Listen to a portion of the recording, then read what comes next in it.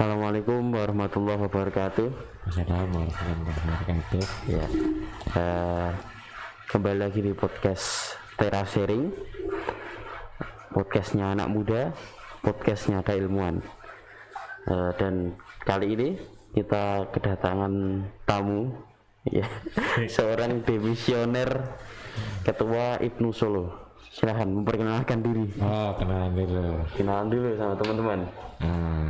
Alhamdulillah, kenalan saya nama ya. Iya, Nama saya Faiz Askarullah Muhammad Faiz gitu aja.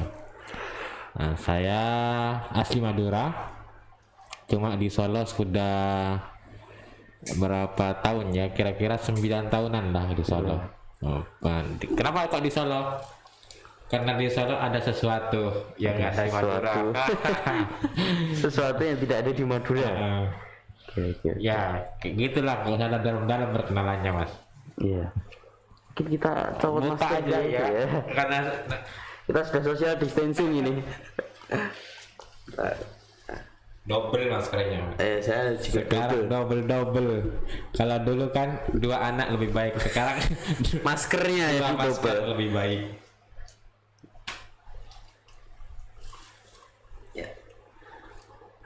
Hari ini kita akan membahas soal anak muda, bagaimana anak muda itu di pusaran politik ya. Jadi kita akan bahas tentang politik, bagaimana anak muda mengambil andil yang besar dalam perpolitikan ya di Indonesia gitu. Meskipun ya hari ini kita PPKM darurat di Solo, PPKM darurat, dan hari ini banyak jalan-jalan protokol yang ditutup, tapi tetap tidak menyurutkan semangat anak muda untuk tetap. Saya tadi podcast. Perjalanan ke sini, iya, banyak warung-warung yang buka. Iya, banyak yang makan di tempat ya. Iya, karena PKM kurang dana. Nggak tahu dana kurang apa kekurangan orang yang baik ya, kita juga nggak tahu. Tapi yang jelas hari ini kita dalam masa PPKM darurat ya, kita berdoa saja semoga pandemi segera usai dan kita bisa bersama-sama untuk beraktivitas kembali seperti semula, dan mungkin tidak memakai masker. Mungkin Mas Faiz sudah divaksin? Saya kan orang nggak jelas. Oh iya, KTP-nya sana ya? KTP-nya Madura. Tapi saya menganjurkan teman-teman untuk vaksin ya, aja, kan nggak ada ruginya sebenarnya itu. Iya, sebenarnya nggak ada ruginya karena itu salah satu ikhtiar ya, ikhtiar untuk kesehatan. Oke, kita akan bahas soal politik. Bagi teman-teman yang mungkin sejalan, jangan lupa like, jangan lupa subscribe-nya, ya, tekan loncengnya, jangan lupa. Agar tahu notifikasi podcast Teras Sharing selanjutnya. Oke. Kita akan melihat ya hari ini perpolitikan. Ya. Kalau kita anak muda yang mungkin hanya cuma nongki di kafe, mungkin politik itu apa sih? Politik itu jahat nih, ya. Banyak sekali anak muda yang ditanya politik itu jahat gitu. Apa sih esensi jahat dari politik ini kan? Kenapa politik ini jahat kan? Padahal sebenarnya kan anak muda ini yang harus bisa ikut andil kan. Menurut Mas Faiz itu bagaimana? Politik itu tergantung yang bawa sebenarnya. Kalau bawa para kiai, para ulama, para gus-gus, masyayikh gitu ya. Gus atau kangkang santri, ya maka dia akan jadi baik sebenarnya. Kalau pada yang terjun di berpolitik itu orang-orang yang tidak baik, maka politik itu juga tidak baik. Okay. Makanya kita bagaimana ini sudah politik itu kita nggak bisa lepas dari politik sebenarnya. Betul ya. Jadi mau tidak mau kita harus terjun ke politik itu sendiri. Iya. Kalau saya pernah mengutip itu salah satu filsuf atau siapa itu pernah mengatakan jika ada seorang manusia yang mengatakan dirinya bebas dari politik, maka dia adalah bodoh-bodoh manusia. Oh. Kenapa? Karena kita sekarang hidup berpolitik. Kita dulu pas waktu bayi pun ketika merengek meminta susu ibu kan itu pun juga termasuk dalam contoh bahwa kita itu juga berpolitik kan. Imam Mawardi itu punya kitab bahas tentang politik, tentang hukum-hukum politik. Hukum-hukum politik ya, politik Islam. Iya, jadi Islam itu tidak lepas dari politik sebenarnya. Betul. Bagaimana Wali Songo dulu berpolitik, beliau itu. Oh iya. Ke kerajaan-kerajaan itu sudah politik. Itu sudah politik. Dan ada salah satu sunan yang memang spesialisasinya dalam politik juga ada. Sekarang kiai. Ya, sekarang memang kiai spesialisasi ada di politik. Semua kan punya opsinya masing-masing. Tapi dulu itu kan jelas. Ini pengen mengislamkan ini. Sekarang kan nggak jelas, Mas. Okay. Ini masalah politik praktis buat sebenarnya. Kalau nggak mau berpolitik praktis ya nggak apa-apa, itu pilihan sebenarnya. Tapi jangan anti sama politik itu sendiri. Betul. Karena kita mau nggak mau kita sudah di pusaran politik kita di umat Islam sekarang. Kalau umat Islam nggak mau memakai politik untuk keislamannya, maka umat Islam akan dijadikan pendongkrak politik oleh orang-orang yang yang itu tadi, yang berpolitik untuk kelompoknya dan lain sebagainya. Umat Islam terutama ada anak muda ya, kita juga harus cerdas dalam berpolitik. Dimana kita tidak bisa pungkiri, karena jika orang-orang baik tidak mau mengambil andil dalam perpolitikan, terus siapa yang mau mengambil andil? Benar sekali. Satu. Kedua, kalau orang-orang baik tidak mau andil politik, lalu bagaimana nanti ketika politik itu dibawa oleh orang, ibaratkan orang yang tidak baik gitu, orang yang buruk, ibaratnya orang yang jahat. Nah, apakah kita ketika dibawa oleh orang-orang yang jahat itu, ketika sudah terlihat kejahatannya, terlihat kebejatannya, apakah kita juga setelah itu baru menyesal, lalu baru demo ya? Itu sudah berpolitik sebenarnya. Tapi ngomongin juga soal politik di perpolitikan yang ada di lingkup pelajar sebenarnya, terutama organisasi terbesar di Indonesia, NU, itu menurut Mas Faiz bagaimana? Karena Mas Faiz juga salah satu kader di kota Solo, salah satu kader. Dan menurut saya Mas Faiz ini juga NU cekek. Saya bilangnya NU cekek. Bukan NU cekek ya. Gimana? NU tulen. Iya tulen, betul. Nah, kalau bahasa Jawanya NU cekek itu. Jangankan darah saya kalau dibedah hijau. Itu biasanya kata-katanya para kiai beliau. Orang Madura kalau nggak NU itu dipertanyakan kemaduraannya. Oke. Apa tadi? Gimana tadi? Kalau misalkan kita melihat kan organisasi terbesar umat Islam itu. Gitu. NU itu pernah jadi partai. Pernah. Partai parpol. Dulu pernah masuk 4 besar kalau nggak salah. PKNU atau apa PKNU itu? Oh ya. Pernah baca itu. Partainya Bung Karno, PKI, PNI, PKI, Masyumi, nggak salah itu ya. Itu masuk 4 besar. Tapi setelah dipertimbangkan, akhirnya NU ini rusak. Bukan rusak gimana? Artinya NU itu adalah jamiah yang boleh berpolitik, tapi bukan politik praktis. Karena campur aduk nanti akhirnya. Akhirnya bikin Bahsul Masail nggak jelas gitu kan. Bahsul Masail tergantung yang mendanai.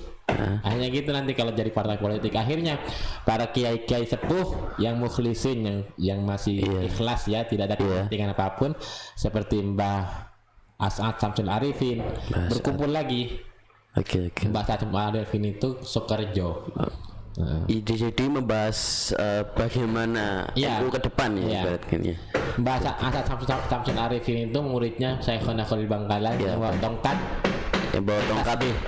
Itu ya, saya pernah dengar itu. Itu yang ceritanya beliau. Ini gimana? Ulama-ulama kumpul akhirnya kembalilah ke niat pendirinya awal. Yaitu kembali menjadi jamiah agama. Agama, oke. Jamiah itu bukan organisasi ya. Jamiah itu lebih dari organisasi sebenarnya maknanya. Akhirnya ada kata-kata kembali ke khitoh. Kembali ke khitoh, Nah, disitulah muncul khitoh itu. Khitoh itu apa tuh? Khitoh itu oh ini loh jalan yang mau ditempuh para pendiri kita. Itu khitoh namanya. Akhirnya sekarang sejak itu NU dan NU bukan anti politik, tapi anti politik Praktis. tidak berpolitik praktis, tidak berpolitik secara praktis. organisasi. Secara organisasi, oke. Makanya NU melahirkan suatu partai untuk menyuarakan aspirasi dari para kiai. Gitu. Gus Dur dulu pernah bilang ketika membuat partai ini, Gus Dur sama Mbah Hasyim Muzadi Allahu yarham itu bilang gini, Kiai saya bikin partai ya. Ya monggo Gus, katanya Mbak Hasyim Muzadi. Oke, kita bagi tugas. Saya di NU, jenengan di partai. Jenengan jangan ngurusi NU, saya tidak akan ngurusi partai, kata Mbak Hasyim Muzadi. Ya akhirnya sampai sekarang nggak ada. Harusnya nggak ada. Oke, harusnya nggak ada. Oke. Ya. Tapi dari embrio politik atau partai itu partai apa? PKB ya kalau PKB. PKB itu ya. PKB. Partai. Lalu ngomongin soal kader muda terutama. Karena kan kita melihat mungkin banyak juga ya ada di parlemen orang-orang. Oh banyak banget. Iya, orang-orang kader-kader ya mungkin bukan hanya di PKB saja, dari partai lain pun juga ada gitu loh. Oh banyak. Lalu gimana pendapat Mas Faiz soal perpolitikan anak muda ataupun perpolitikan gimana ya bahasanya orang-orang tua atau gimana ya? Itu di pusaran parlemen terutama kader-kader muda dari Nahdlatul Ulama ini. Sebenarnya emang tugas mereka untuk berpolitik gitu kan. Jadi jangan, saya sangat menyayangkan kalau ada kiai-kiai sepuh, kiai-kiai yang harusnya beliau berada di pondok pesantren gitu ya, berada di masjid, berada di itu, terjun ke parlemen politik lah gitu. Itu saya sangat menyayangkan itu, karena berpolitik itu ketika kita masuk ke politik mau tidak mau kita harus dikritik betul. Ketika seorang kiai dikritik tentang anunya, maka kiai itu turun. Karena ulama itu di atas, politik ini di bawahnya ulama. Di bawahnya ulama, oke. Politik para kiai itu membina kader-kader muda untuk terjun ke politik, jangan terjun sendiri sebenarnya. Oh jadi mempionir ya? Iya. Gitu. Membentuk pion-pion untuk politik ya. Dan itu tugasnya para kader-kader muda NU. Oke. Lalu kalau kita melihat sendiri kan NU sekarang memang identik dengan pemerintah ibaratkan lah. Oke ya, kita mengerti lah maksudnya. Lalu bagaimana sepak terjang NU mungkin bukan hanya pada masa pandemi tapi juga perpolitikan dan lain-lain itu bagaimana? Karena saya melihat NU juga sangat kritis sekali terhadap kebijakan pemerintah ini. Jadi kalau kita ada kata-kata yang sangat indah dari Mbah Hasyim Muzadi sebenarnya. NU itu patok. Dan partai-partai yang berhaluan dengan NU itu kambingnya, gitu kan? Bagaimana si kambing ini ikuti patok? Jangan sampai patok ngikuti kambing. Sekarang kan enggak. Ketua partai politik anak muda dipanggil, ayo rapat bareng kita kan, musyawarah ulama bahasanya. Ini si kiai ini ceramah sama si anak muda tadi, kan jatuh akhirnya. Dan kiai mandut aja. Gitu kan, bukan salahnya kiai, karena itu tidak menjaga tadi itu. Jadi kalau mau jangan sampai NU itu ada aturannya. Jangan sampai pengurus NU rangkap jadi pengurus partai. Jadi pengurus partai. Itu yang enggak yang sangat disayangkan akhir-akhir ini. Oke. Jadi gimana cara NU ini? NU kan sudah besar. Sudah Sudah di mana-mana. Di pemerintahan ada. Di legislatif juga ada. Itu ada. Harusnya anak muda yang mengaku kader NU entah di partai mana saja itu menyuarakan pendapat NU, pendapat ulama di sini. Oke. Jangan sampai lah apa namanya? Nah, sebelum berpendapat itu datang dulu ke ulama NU. Pak Kiai, ini gimana? Iya, ngenahki lah ibaratnya. Apa ini yang harus saya perbuat di parlemen ini gimana? Apa aja? Harusnya gitu. Sekarang kan enggak. Pak Kiainya dipanggil. Pak Kiai ini di sini. Gimana gini. Gitu. Jadi patok yang ikut kambing sekarang. Oke, itu realita yang terjadi sekarang gitu. Dan berapa banyak apa namanya pengurus struktural NU di berpolitik. Padahal sebenarnya tidak boleh. Tidak boleh, harus milih. Itu secara ADRT atau gimana? Iya. Oh. Dan kalaupun tidak ada anggaplah nggak ada di peraturan gitu kan. Nanti keputusannya itu ya tergantung kepentingan gitu. Ada lelucon dari Mbah Hasyim Muzadi lagi. Dulu di Jawa Timur itu ada Basul Masail itu kalau nggak tahu itu musyawarah. Memutuskan sesuatu. Bahas rokok. Oke. Dulu itu kalau mau tamar NU itu pakaiannya sumbangan. Nggak ada proposal sekarang. Nggak ada dulu proposal itu. Dulu uang sendiri. Mbak Sal Mahfud itu pakai uang sendiri. Insya Allah. Makanya keputusannya murni pas enggak ada angkut pautnya sama sekali sama politik dulu. Kalau sekarang warna biru gitu kan. Iya. Oke. Kalau tentang kembali ke rokok tadi. Masa tentang rokok. Bahas rokok masa itu. Nah, ada yang berdebat haram makruh gitu kan. Ada yang bilang keputusan sama musohehnya makruh tahrim katanya. Makruh tahrim itu makruh yang mendekati haram lah. Tiba-tiba pengurus LBM lah, lembaga masalah saya itu usul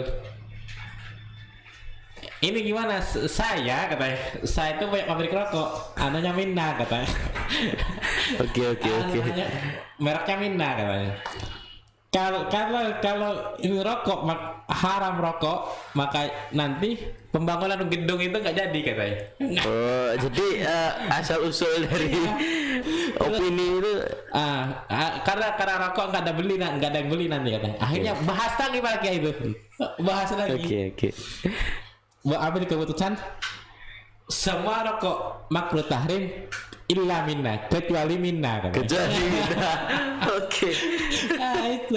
Jadi kalau sudah campur tangan politik itu sudah nggak murni keputusannya. Betul. Kecuali saya yakin masih ada orang-orang yang ikhlas di dalam NU itu yang sering berdoa untuk menjaga NU ini. Kalau NU ini nggak dijaga ya, nggak ada wali di dalamnya, sudah hancur NU dari dulu. Berapa kali diserang sana sini PKI nyerang NU di mana-mana NU gitu. Oke. Kalau berarti memang benar-benar kalau di musyawarah pun sampai seperti itu ya. Apalagi Basul Masail yang biasanya membahas soal fikih kan ibaratnya. Iya. Ya, bahas soal fikih. Kalaupun sudah terpolitik tadi jadi seperti itu contoh saja bagaimana ketika politik juga ambil andil gitu. Tapi politik yang ditempatkan dengan hal yang kurang tepat ibaratnya. Iya. Kalau kita melihat sendiri kan NU banyak orang pasti secara segi politik ibaratkan kalau secara nilai saya itu akan lebih menguntungkan ketika ini secara politik saja ya kita membahasnya. Kita akan lebih menguntungkan jika kita mengambil banyak jamaah-jamaah NU ibaratkan, karena jamaah NU kan banyak sekali gitu. Iya. Dan itu akan menjadi sasaran suatu perpolitikan ibaratkan lah. Tapi menurut Mas Faiz gimana soal itu? Makanya NU itu boleh berpolitik, Oke. tapi tidak dengan NU ini. Gitu. Kalau NU tidak berpolitik, maka dia NU akan dijadikan pendongkrak atau mesin dongkrak untuk menaikkan satu orang. Anggaplah satu majelis gitu kan, majelis taklim NU gitu. Oke. Ketika apa sih namanya? Ketika pencalonan, coblosan, caleg apa itu, pilpres dan lain sebagainya, rame-rame ke majelis taklim. Setelah itu hilang. Itu. Dan itu terjadi sekarang, Bos. Oke. Berapa banyak itu kader-kader NU di parlemen itu. Tapi NU masih mengkritik, masih menyuarakan pendapat. Masih dikritik sama NU pendapatnya itu gimana gitu kan. Padahal berarti NU sekarang sudah dijadikan mesin pendongkrak politik. Oke. Itu. Padahal yang mengesahkan suatu peraturan itu pun kadernya kan. Iya. Oke. Harusnya kan sudah nggak usah. Kemarin ada peraturan ini, NU nggak setuju. Itu memang baik. NU itu berarti kan NU masih punya turunan itu. Hati nurani.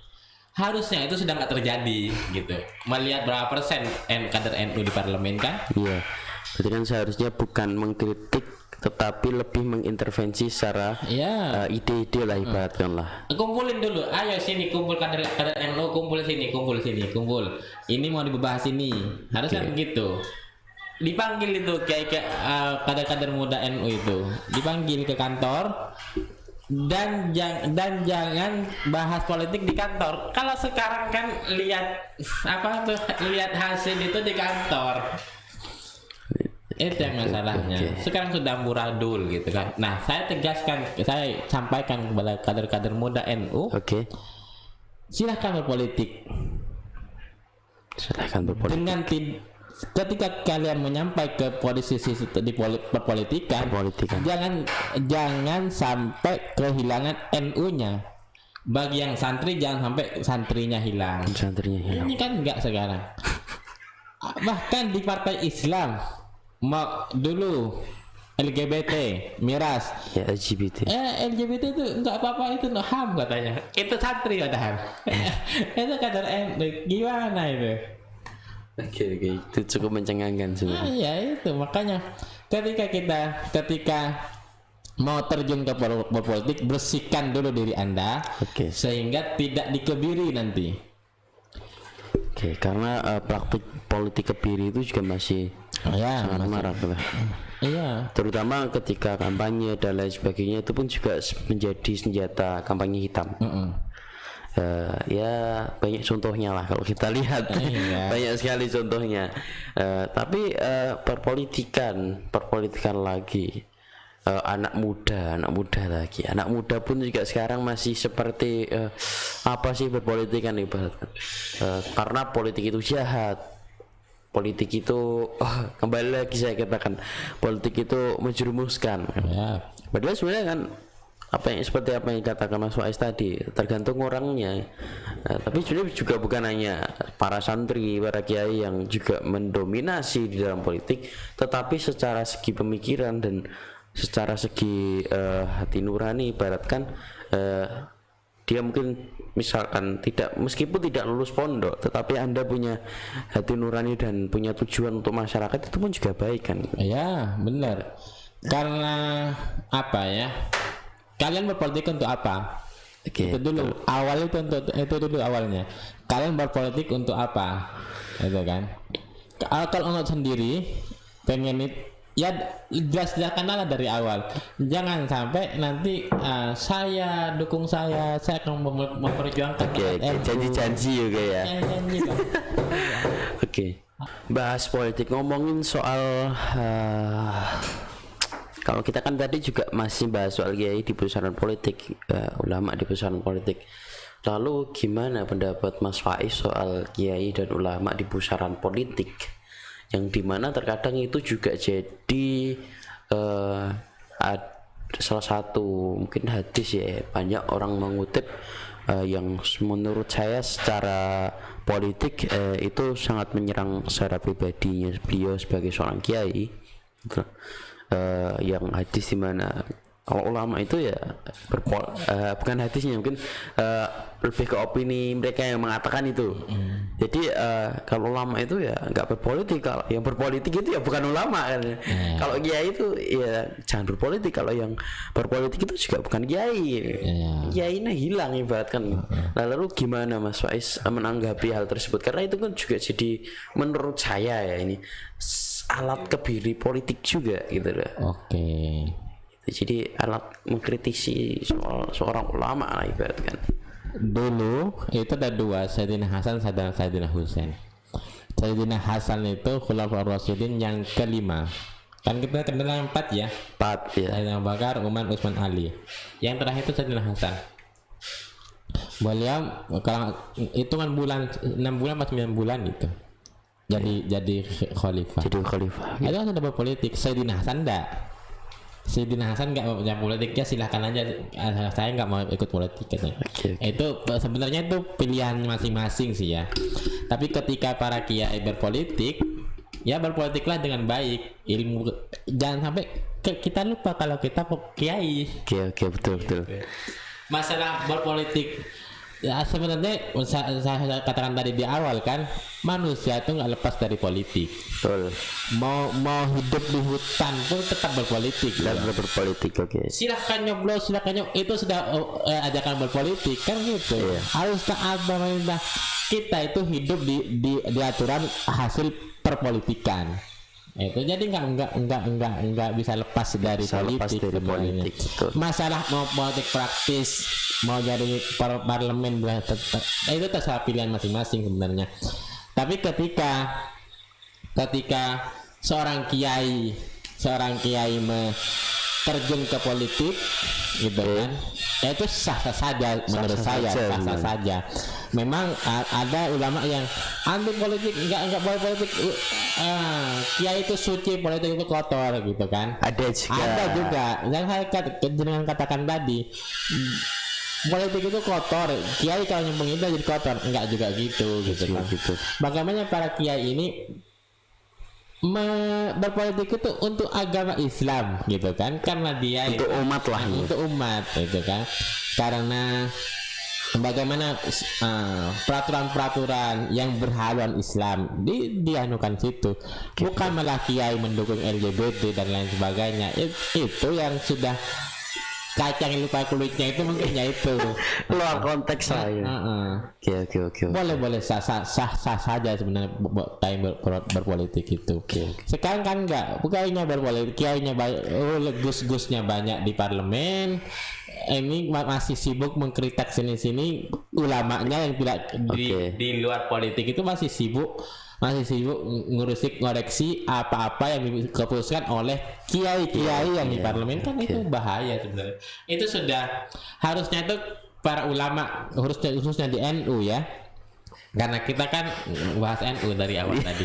Iya. Harusnya itu NU sudah tenang, sudah tinggal Pak Kiai lapor siap, biasanya diterima jadi undang-undang, harusnya gitu. Harusnya karena di eksekutif sudah ada. Itu kan? Iya, sudah ada. Eksekutif sudah ada. Sudah di parlemen sudah ada. Di yudikatif belum. Nah, tinggal yudikatifnya ini belum. Tapi pernah. Iya pernah ya. Pak Mahfud MD. Iya kan. Saya sengaja nggak nyebut merek tuh. Iya. Karena beliau kemarin itu nggak diakui. Iya, nggak diakui. Oke. Di legislatif apalagi berserakan, berserakan. Harusnya itu sudahlah. Pak Kiai-Kiainya itu kalau mau aspirasi panggil sini. Ini perjuangkan di parlemen, dijadikan undang-undang. Harusnya gitu. Tapi sekarang yang saya katakan tadi, masih alhamdulillah masih berarti NU itu sekarang bisa dikatakan apa ya? Apa sih namanya? Mau mengkritik orang-orangnya sendiri, gitu kan? Oke. Harusnya gitu. Sangat kompleks ya sebenarnya kalau permasalahan politik, terutama di kalangan umat Islam sendiri kan. Apalagi kita mengingat dulu pada waktu Pilpres pun juga sangat polarisasi umat Islam. Nah, itu juga. Kan? Saya sedih sebenarnya melihatnya itu. Sangat itu kan polarisasi juga. Kiai-kiai sepuh, kiai-kiai yang itu terjun semua ke politik. Seakan-akan ini sudah mau kiamat gitu kan? Oke. Seakan-akan ini sudah akhir dari perjuangan gitu kan? Akhir dari perjuangan. Kan kita nggak apa sih namanya? Masih ingat doanya seseorang kan? Itu oke. Saya masih ingat itu. Astagfirullahaladzim, kiai-kiai yang sepuh-sepuh turun untuk dijadikan, saya didukung kiai ini, saya didukung saat ini, saya didukung ini sebenarnya sekarang mereka berdua akur aja, yang bawa ini yang enggak, Di bawah ini ya masih gitulah. Tapi gimana ya, terutama PPKM ini kan banyak juga mengandung kritik-kritik kan gitu. Padahal sebenarnya juga ini buat kebijakan PPKM ini ya orang-orangnya sendiri ya. Iya gitu.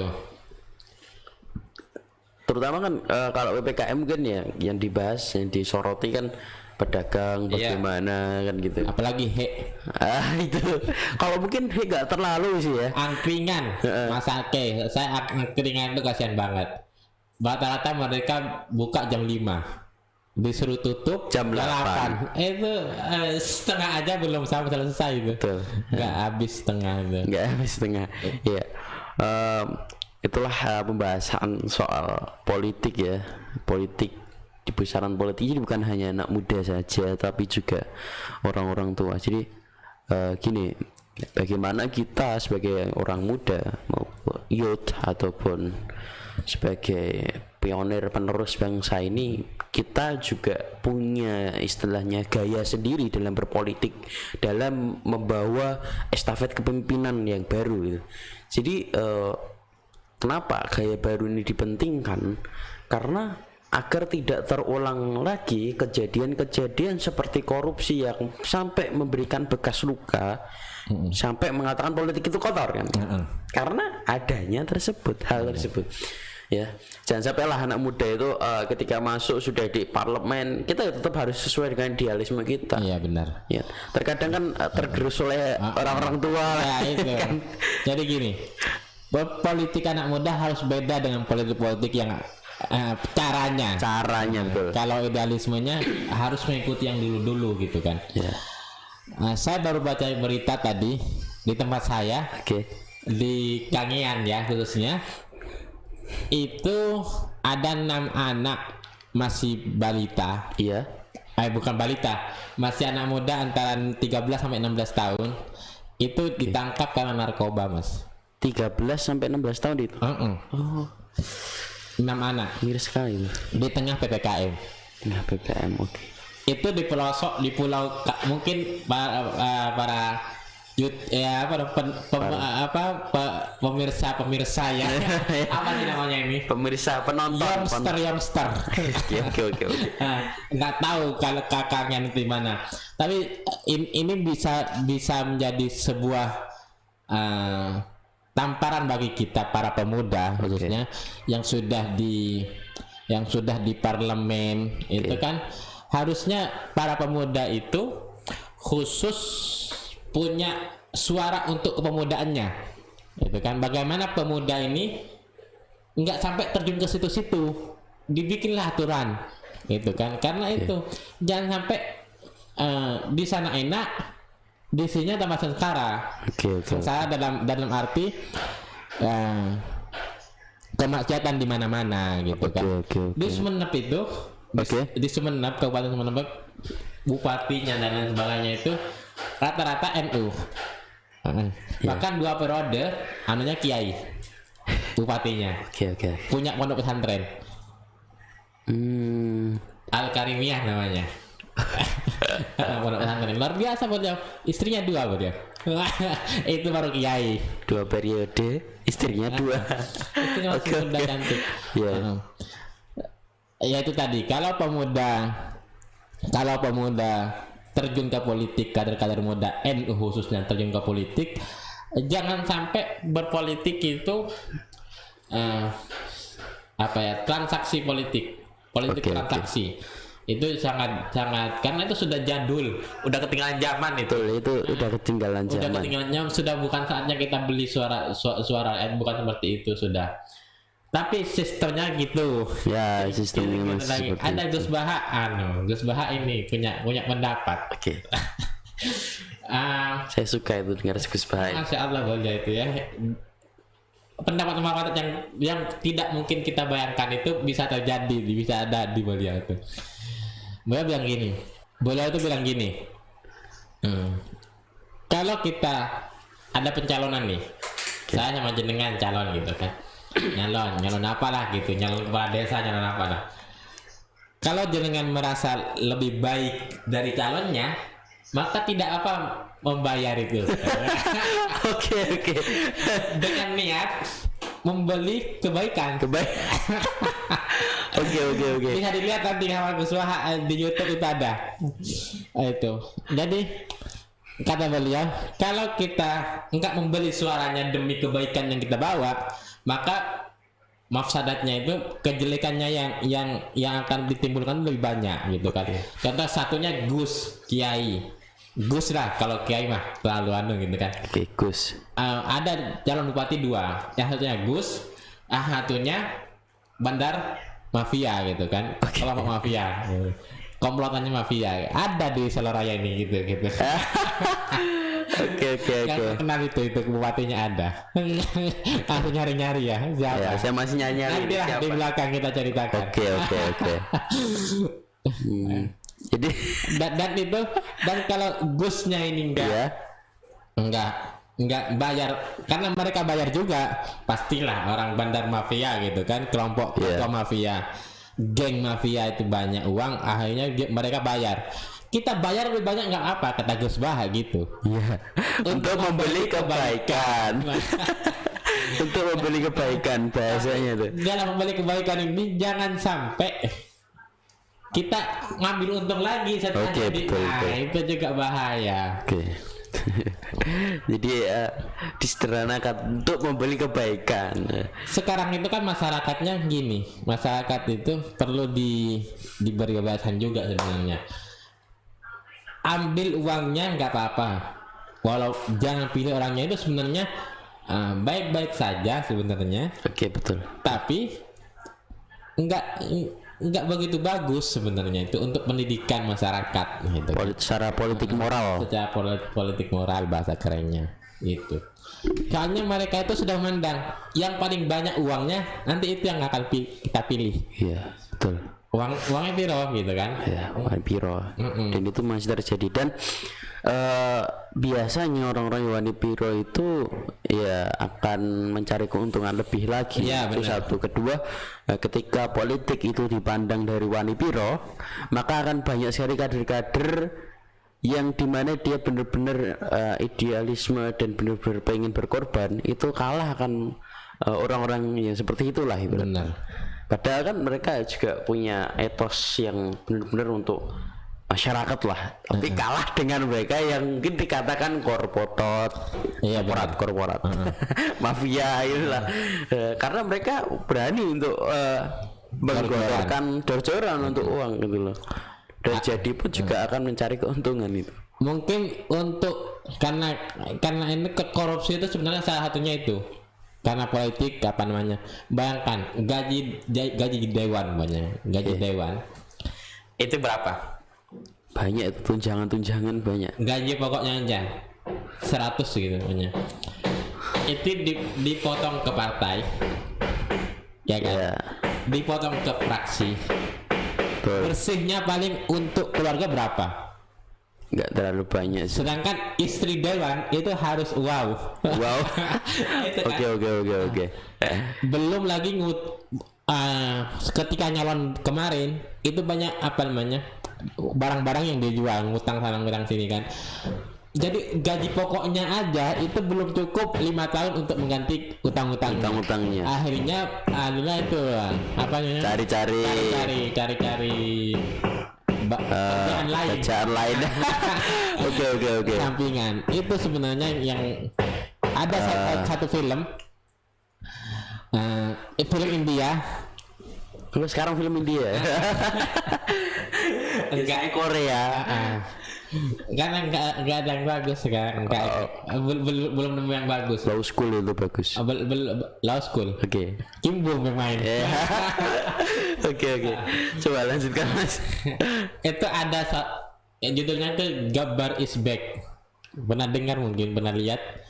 Gabbar is Back. Oh, yang dia wartawan itu ya? Bukan. Berarti nggak pernah nonton berarti. Belum pernah. Nah, dia itu Gabbar ini, sosok di Gabbar ini namanya Profesor Aditya. Profesor. Dosen kampus. Oke. Kampus nasional gitu kan. Nah, beliau itu mungkin caranya salah karena orang India kan ya. Mungkin caranya salah. Beliau itu menculik para koruptor. Ya. Terus digantung di pinggir jalan. Oke. Digantung di pinggir jalan dengan segepok berkas kasusnya. Gila. Jadi semua polisi-polisi itu, polisi itu di filmnya itu, bukan polisi Indonesia ya, polisi apa namanya? Perdagangan India. Kontraktor di India itu semua rondong-rondong melaporkan dirinya sejak kejadian itu. Mungkin Indonesia butuh itu. Kalau bahasanya devil judge. Devil judge betul. Oke. Ini sekarang enggak penerima suap di diskon hukumannya. Enggak kan? Seorang jaksa didiskon 4 tahun saja. Padahal Anda kenal pimpinan. Iya benar. Ya kan? Mari kita tertawa bersama-sama dengan hukum. Yang koruptor sampai sekarang hilang kemana-mana, enggak ketemu. Kalau kita lihat nggak usah di Cina, di Arab Saudi kamu mencuri potong tangan. Di Cina kamu korupsi, kamu dipotong kepala Anda mati. Tetapi di Indonesia Anda korupsi, dipotong masa tahanannya. Ini kot ya. Dipotong masa tahanannya. Masya Allah ya. Padahal luar biasa apa yang bukan diuntungkan, apa yang dilakukan dalam korupsi itu sebenarnya punya dampak yang sangat signifikan bagi entah pembangunan maupun hal-hal yang bermasyarakat ibaratkan. Gitu. Dan itu terjadi di Indonesia gitu loh. Benar. Tapi nanti saya akan ceritakan ada salah satu, cuma di balik layar aja.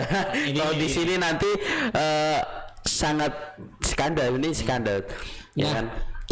Inilah tugas para kader-kader muda, khususnya NU, untuk membersihkan itu semua. Jangan sampai terjun ke politik malah ikut-ikutan itu. Ya, itu kan cara-cara kuno lah ya. Benar, karena Bung Karno pernah berkata sih.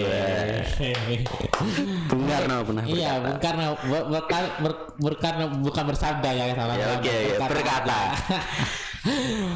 Kalau nggak salah itu gini. Hei kalian kaum muslimin, katanya kan, orang-orang Islam, kalau kalian butuh aturan-aturan atau butuh syariat Islam berjalan di Indonesia, maka kuasailah parlemen. Begitu juga yang Kristen isi itu parlemen ya, Buddha isi itu Buddha agar ajaran-ajaran kalian itu berlaku di Indonesia. Betul. Jadi ketika kiai-kiai muda, kalau saya menyebutnya biasanya orang-orang PW itu Mas Kiai, oke. Mas Kiai. Mas Kiai muda gitu kan. Terus apa lagi? Yang muda-muda yang terjun politik inilah. Bagaimana membersihkan sistem ini gitu. Bagaimana jangan sampai ketika nyalon ikut-ikutan dengan sistem ini gitu. Betul. Karena sekali lagi berapa banyak gus gawagis jamaknya itu gus kiai-kiai muda yang berpolitik harusnya sudah bisa lah. Iya betul. Kita itu di Indonesia berapa persen penduduk Indonesia Muslim? Banyak, hampir berapa ya? 80%. 90%. 80%. itu saja belum bisa meloloskan satu, yaitu menambah kata pemimpin presiden Indonesia harus muslim pribumi. Itu aja nggak bisa, harus muslim itu aja nggak bisa. Nggak bisa. Betul. Artinya orang-orang muslim apa namanya, politikus muslim, lebih khususnya NU itu sudah lepas, sudah lupa dengan rumahnya sendiri, gitu kan. Oke. Jadi memang sangat banyak. Pokoknya intinya adalah kamu anak muda, bawalah gaya yang baru. Jangan kita mengikuti gaya-gaya orang-orang yang lama. Iya. Kita harus mengubah ke hal itu gitu. Memang sistem seperti ini, tapi kita jangan salahkan sistem. Gitu. Hukum itu sebuah sistem, politik semua itu adalah sistem. Tapi jangan sampai kita menjadi korban sistem dan kalah oleh sistem Iya, itu. benar. Seperti yang dikatakan tadi, kok bisa ya dia koruptor tapi dipotong masa tahanannya? Ketika seperti itu, mungkin saja ada intervensi dari politik, mungkin. Padahal sebenarnya apa? Saya juga akhir-akhir ini ikut webinar keadilan ini, webinar apa soal keadilan gitu. Jadi filsafat hukum. Jadi ada salah satu yang menarik di situ. Keadilan itu jika ingin keadilan yang sempurna, maka harus dilakukan dengan orang-orang yang sempurna. Tapi kita tidak bisa kan hari ini mengatakan diri kita sempurna. Lalu sempurna yang bagaimana? Itu akan menjadi perjalanan kita dalam mencari keadilan. Namun hukum yang paling menarik juga, hukum itu benda mati. Tetapi kenapa hukum bisa memangkas masa tahanan itu? Karena bukan hukumnya tapi orangnya. Benar. Gitu. Saya sering kalau ketemu teman-teman anak-anak muda, anak-anak yang baru mau lulus SMA gitu kan, mau lanjut kemana? Kuliah di mana gitu. Saya sering menyarankan ambil sosial politik atau hukum gitu. Kalau NU di PAI itu sudah banyak, udah jelas-jelas gitu, sudah apa ya, sudah banyak banget gitu kan. Apalagi di UIN Surakarta, itu PAI-nya bisa kalau mau dikarungin berkarung-karung gitu kan. Yang hukum dan sosial politik ini yang jarang gitu kan, yang ada. Nah, saya sering menyarankan teman-teman itu untuk masuk ke situ. Oke. Biar nanti bahkan saya ikut itu nggak apa-apa. Gitu kan, nggak apa-apa, nanti biar bisa ada hakim, mungkin jaksa agung ya, jaksa agung yang dari IPNU, mungkin NU gitu. Sih. Jadi biar kita juga mengisi bukannya di parlemen, di eksekutif, tapi juga di yudikatif kan. Ya. Tapi bagi gus-gus atau mas-mas kiai yang tidak suka berpolitik, itu nggak usah lah sebut-sebut kiai dengan segenap dalilnya ya, dari syariatnya. Nggak usah lah menyalahkan kiai yang berpolitik gitu kan. Karena kita kan sama-sama berjuang gitu kan, sama-sama berjuang. Memang ada, cuma caranya aja yang berbeda-beda. Doakan mudah-mudahan gus-gus yang berpolitik itu murni niatnya. Amin. Masalah jenengan tidak suka dengan politik itu pilihan Anda gitu kan.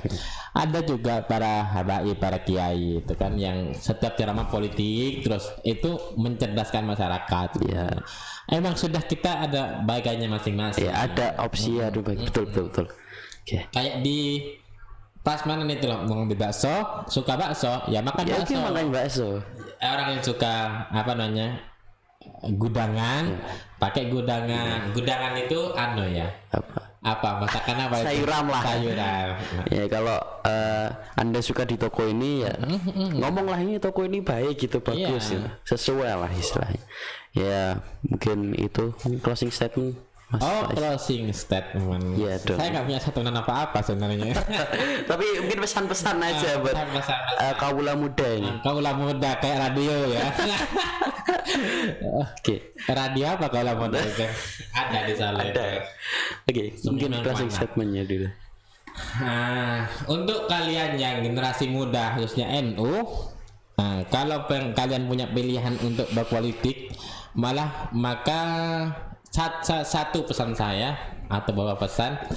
Pertama, bersihkan diri Anda dari semua kejelekan-kejelekan, baik itu kejelekan moral gitu kan, dan lain sebagainya, akhlak terutama itu perbaiki dulu sebelum terjun ke politik. Oke. Biar tidak dikebiri nanti. Gitu. Terus yang kedua, niat Anda dulu itu masuk ke politik itu apa? Kalau kalian utusan NU, maka jangan lupakan NU. Gitu. Jangan lupakan aspirasi NU gitu kan.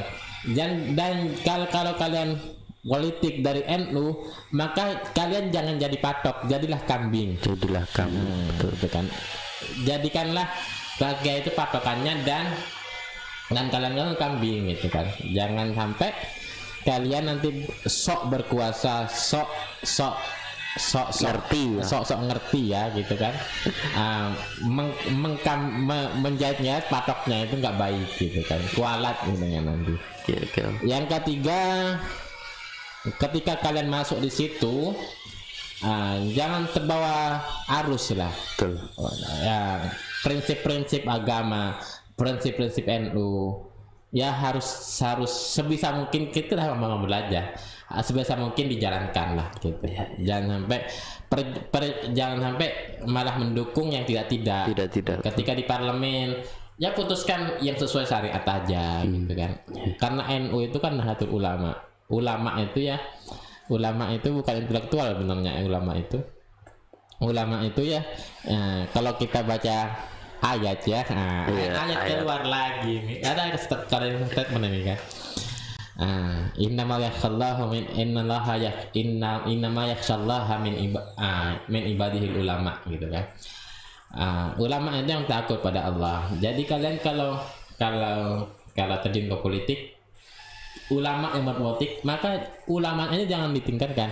Jangan lupa bajunya, gitu kan. Bagi yang santri, ya jangan lupa kesantriannya. Yang ulama, jangan lupa kalau Anda itu ulama. Gitu. Yang bagi yang gus, jangan lupa gusnya. Jangan lupa bajunya ya. Kacang jangan lupa kulitnya lah. Oke. Mungkin itu dari saya. Kalau saya closing statementnya adalah ketika Anda menjadi politikus, ketika Anda menjadi seorang di parlemen, eksekutif maupun di yudikatif, jadilah orang-orang yang benar-benar menempatkan hati dan niatnya untuk berpolitik yang benar, bukan berpolitik praktis, bukan berpolitik untuk keuntungan, bukan menjadi politikus yang tergabung dan mendapatkan keuntungan dan mencari keuntungan bersama dengan korporat. Sekarang marak terjadi itu. Dan jika Anda menjadi jaksa maupun hakim, jangan potong masa jabatan koruptor, terutama tindak pidana korupsi yang dilakukan oleh orang-orang politikus. Kenapa? Karena ketika Anda memotong masa jabatan itu, maka sama saja memberikan luka yang lebih bagi anak-anak muda, dan itu akan terus membekas bagi anak-anak muda. Contohnya, anak-anak muda sekarang mengatakan bahwa politik itu jahat. Karena apa? Karena banyak sekali orang-orang dari politikus yang korupsi, ketika dia ditahan, dipotong masa jabatannya, sudah mencederai nilai-nilai demokrasi dan juga mencederai anak-anak muda dan generasi selanjutnya. Kalau perlu ditambah hukumannya. Betul. Itulah dari saya closing statement. Terima kasih teman-teman sudah melihat podcast ini. Jangan lupa subscribe-nya, jangan lupa loncengnya, jangan lupa like-nya, ditekan like-nya, dan nantikan lagi podcast selanjutnya, podcast teras sharing. Dan kami menghimbau kepada seluruh teman-teman, masyarakat semuanya, jangan lupa memakai masker, tetap terus menerapkan protokol kesehatan sehingga kita bisa terhindar dari penyakit. Benar. Dan segera hilanglah corona ini. Kalau hilang mungkin nggak mungkin ya, bisnis. Terima kasih. Assalamualaikum warahmatullahi wabarakatuh. Jangan lupa donasi ke kitabisa.com. Linknya ada di sini, di bawah sini.